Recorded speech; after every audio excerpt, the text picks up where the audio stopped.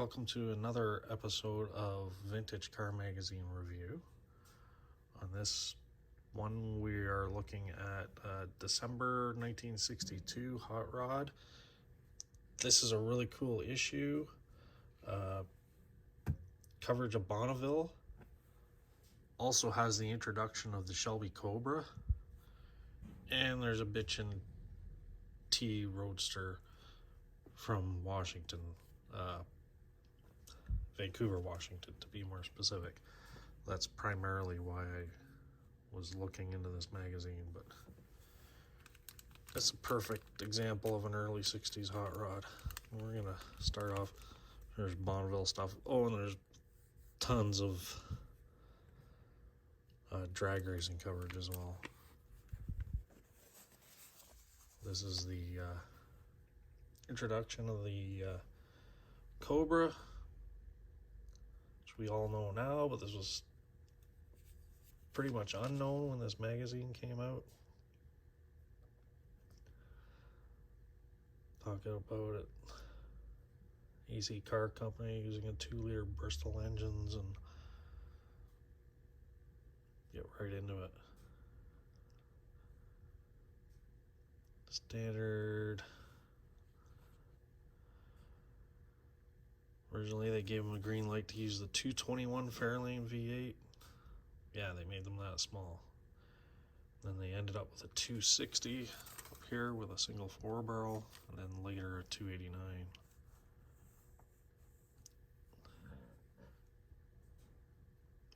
Yeah, because by the time they got the first one here into the US, anyway, into North America, the 260 had been introduced. So then the 4 Webers on an aluminum intake brought the weight down. But yeah, again, we're not here to look at the Cobra, although I'm not much of a Ford guy, but really these are a hot rod. Sports car racer decided to build a hot rod to go take on the world, so it's pretty neat. Oh yeah, Greer Black, Fueler, which I think is the one that eventually was wheeled by Prudhomme. I don't know if he was behind the wheel of this one yet. So look at that, beautiful machine. Let's go on.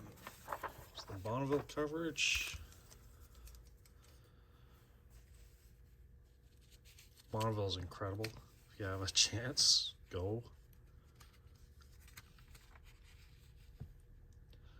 Even if you're going when there's no racing, just to see the salt flats is a little mind-bending in itself.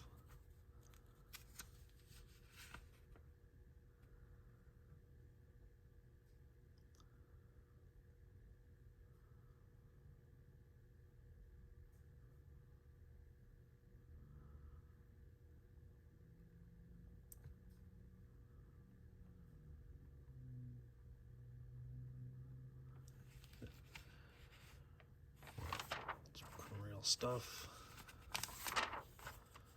Really cool.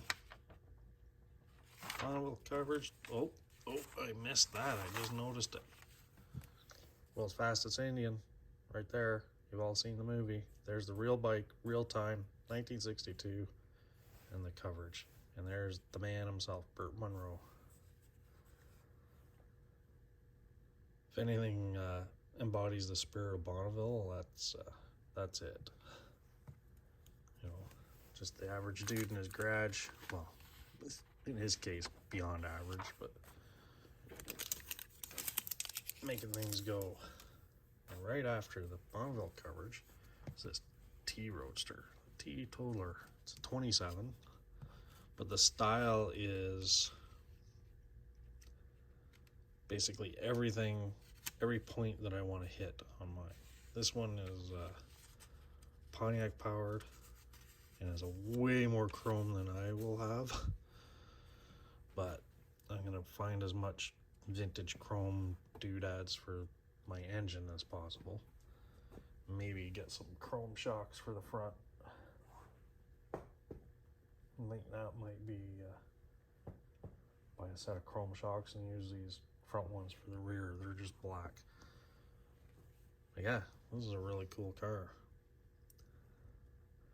Channel bed shortened. See, it's got the shortened bed. Then you call them they were still called them roadsters at this point. They weren't calling them T buckets. I think that came later in the 60s, like maybe 65, 66, a few years after this. Still called them roadsters. Like his windshield, little detail. Flip out. I'm looking for a windshield, by the way, early. Windshield frame, complete frame that's not rotten. I have 2 frames I thought I might be able to piece stuff together, but most of the parts, especially the uppers, are toast. Actually, no, the upper's fine. It's the lower frame rots out because water sits in it. They're pooched. I have a mint set of 39 pedals I will trade straight up. These are like new old stock quality. I don't think they've ever been on a car. 39 pedal set for your hydraulic brake and clutch conversion. So it's got the clutch pedal. Anyway, that's a side note. But yeah, this thing hits all the marks. It's got the coach lines style pinstriping around the doors and the bed. I'm not running a bed. I have a stainless fuel tank, round style. I'm gonna run, but I'm probably gonna go wheel covers. I have wheels. I'd like to buy new wheels, but budget and crunch time. Can always do that later. But yeah, this has the look and the stance. Up in the back, there. The back, big rake. Even the way the pipes, these scavenger pipes. Here, that's the style with the flared tips. Do that. I kind of like the Coach Light tail light. I think you can still buy those. I think Speedway sells something. I don't know if they're cheap plastic Chinese crapple or not. Find a real brass era light and convert them like the guys did. But those brass era lights, they were brass, or later they were just stamped steel and painted black. And most of them rotted out. Yeah, this thing's just super cool.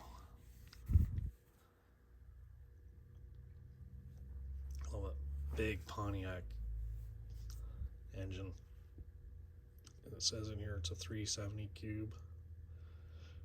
It's on a 31 Model A frame, which is what mine's on. Heavily modified. Same, very similar modifications. The suicide front end and behind the axle spring. That's same as what I'm doing. They handmade these wishbones. Says it handles okay with these, with a steep angle on this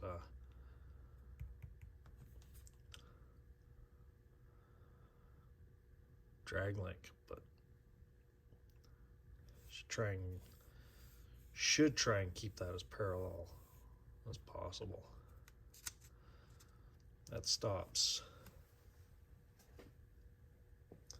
bump steer from length change and traveling over uneven surfaces. But I think most street surfaces you're okay. Even like the fuzzy fur floor mat. It's probably thrown in there for show. Imagine there's just a regular carpet or no carpet at all, just painted floors. Love the tuck and roll interior. Tonneau cover.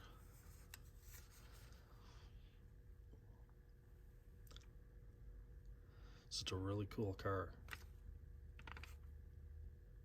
I'm running the same type of grill,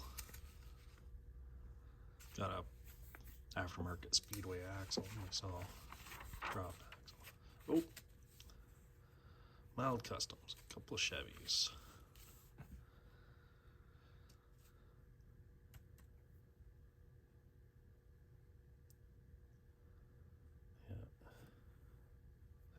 I think this is the car that ended up becoming Miss Taboo later. I believe so. Maybe not. I could be wrong. It's got the Chrysler headlights and stuff in it. Pretty cool. This one's a 56. So maybe not. But neat touches.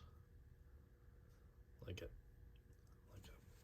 Really like a mild custom or customized Tri-5. This one, a few mild touches. A 60. Cool.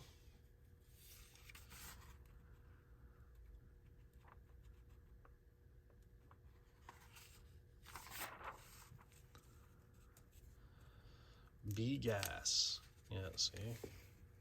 Spangler Sleeper. Looks pretty sedate on the outside.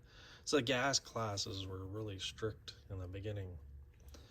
Basically had to appear stock on the outside. It was to be a street car class was the original intent. And it was just weight in cubic inches. Then there was no chop. You had to have the fenders, all the lights, wipers. The grill had to be complete. Bumpers. You had to have everything. So the cars looked stock. Run on the street. They really progressed and changed though, with pressure from the racers to the NHRA to allow it. Guys were stripping them down and running at outlaw tracks and stuff. So to keep the racers in the NHRA, they adjusted the rules accordingly, especially for the A-gasser guys. And the A-gas supercharged, so big show guys.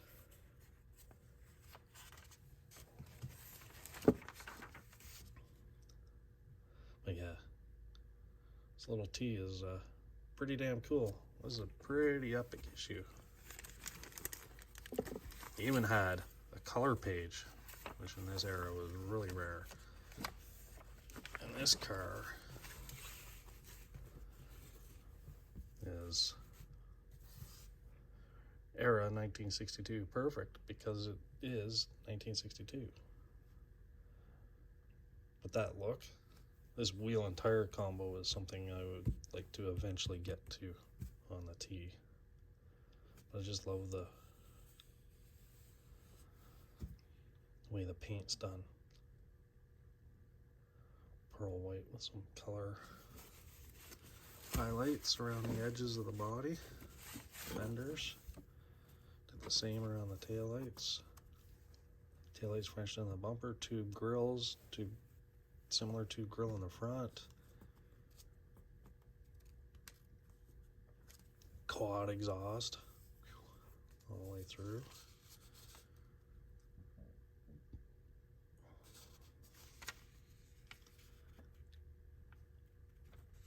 Let's see, it's got for power.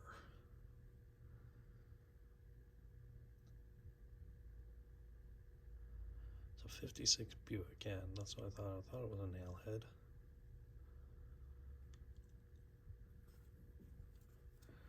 .356, 1101 pistons. Crazy interior, open top. Because California. I always wondered, I was like, oh, it must never rain. These guys drive these cars. But no, this thing was a show car, but still. Bobbed rear fenders. This thing is just really cool.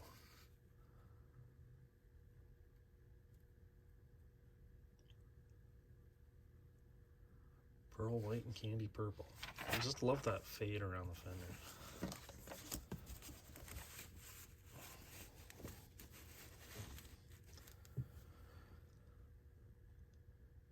I might do some something similar to the T for paint. Got some colors in mind, so I think that would secure that 60s look, even if I had steel wheels and that early 60s look. If I had steel wheels and caps, I could pull that off. Or if I could do steel wheels and do the fade the same on the body, on the wheels, and run some spider caps, which I have a set here, so I could do that too. But yeah, see, this is what I mean. You go through these magazines and you get ideas for all this stuff. I'm sure this thing looks like it's got a ton of chrome underneath, but you could do a similar treatment to a car. I mean, it's a 4-door Model A too. I never even noticed till just now.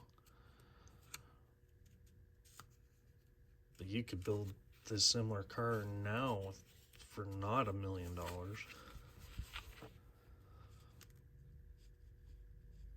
Something similar style. Definitely be done. On the cheap too, you just skip the chrome suspension. That no one cares about that anyway.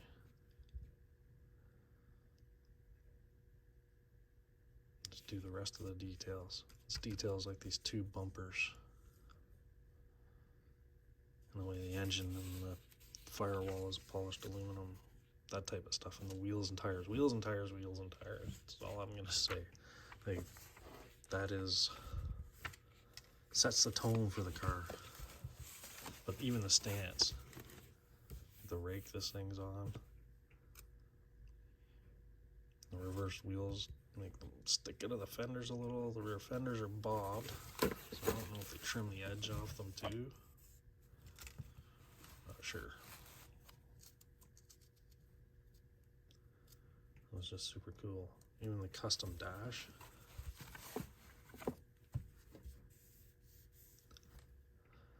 Dash panel was molded from fiberglass and has an inset section fitted with Stuart Warner gauges and switches.